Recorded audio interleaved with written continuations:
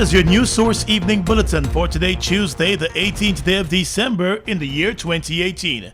Here's what we're tracking tonight. The Department of Labor has launched a full-scale investigation into the fishing tragedy at sea that claimed the life of a fisherman attached to the Pretty Paul Singh Investments Company.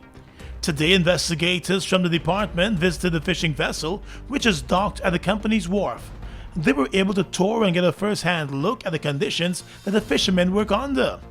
Fisherman Navishkar Karamdat, also known as Sharma, was pitched from the small vessel after sliding and being hit over the head by a piece of fishing equipment.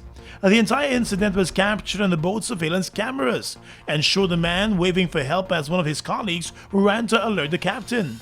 By the time the captain turned the boat around, the fisherman had already gone underwater and never resurfaced. At the wharf today, the investigators were spotted inspecting all of the sections of the boat and speaking to employees also. News Source understands that a number of safety breaches were observed by the investigators.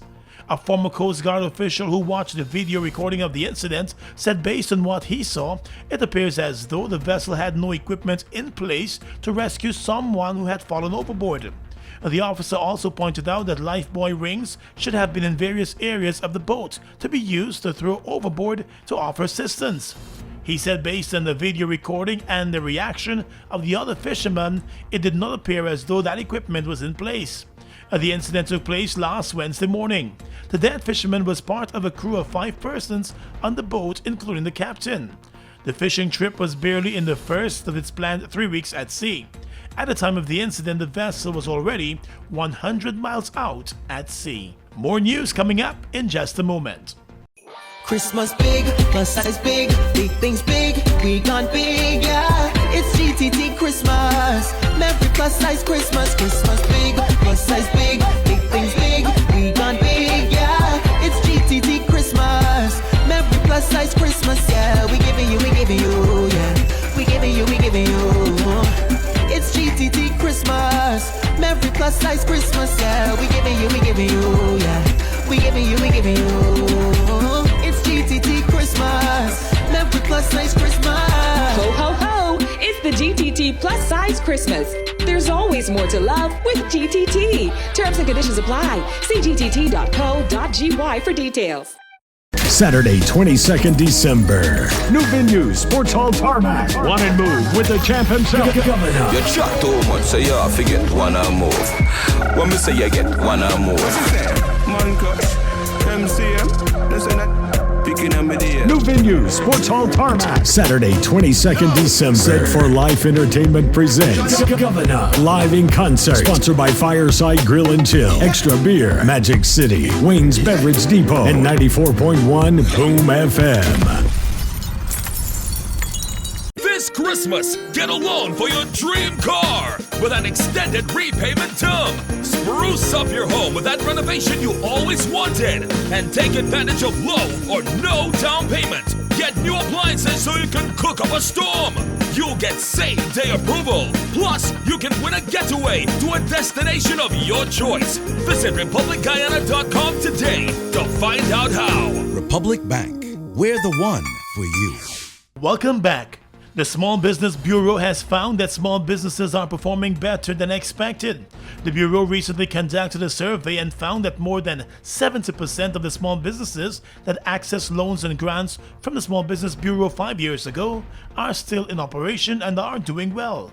CEO of the Small Business Bureau, Dr. Lovell Porter. We did a sample of our database. We have over 10,000 clients in our database, all right? And so we went around those who were beneficiaries of the program, meaning that they got some training or they got funding to grants or loans. So we went to them and find out how the businesses are doing, right? And from that, we finalized a report, and that shows us that 78% of those clients that started 5 years ago are still in business. And that is a record number for Guyana. I mean, it was never, ever documented, okay? So these are things that we feel are valid. It's important for us to find out, who is in business and what are they doing. Come next year, the Small Business Bureau intends to assist emerging business persons more in their business efforts. Already, the Bureau has set up help desks in a number of regions to facilitate the assistance and guidance for small business owners. We are in Georgetown. We have to serve everybody in the country. We can't physically, with 15 staff, be all over all the time.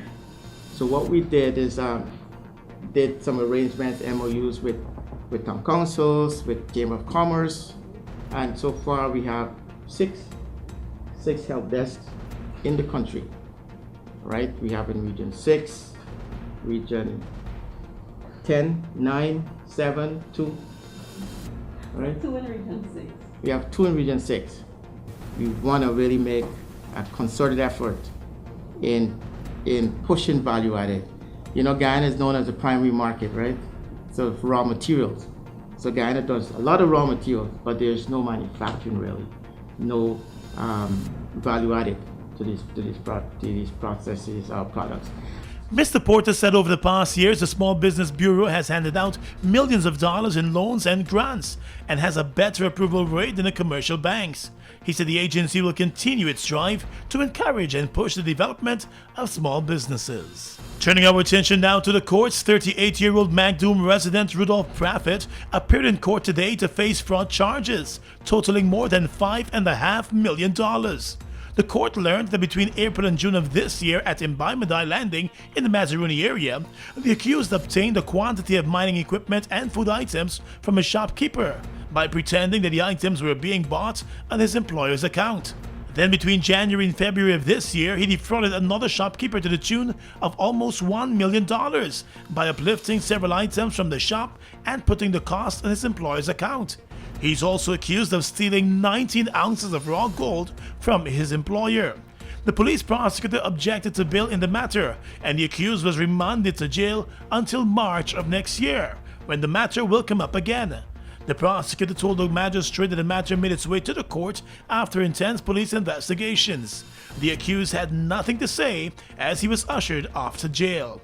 And also in court today, a Gafor's employee walked away a lucky man after the company told the court that it was discontinuing the court action that had been filed against him.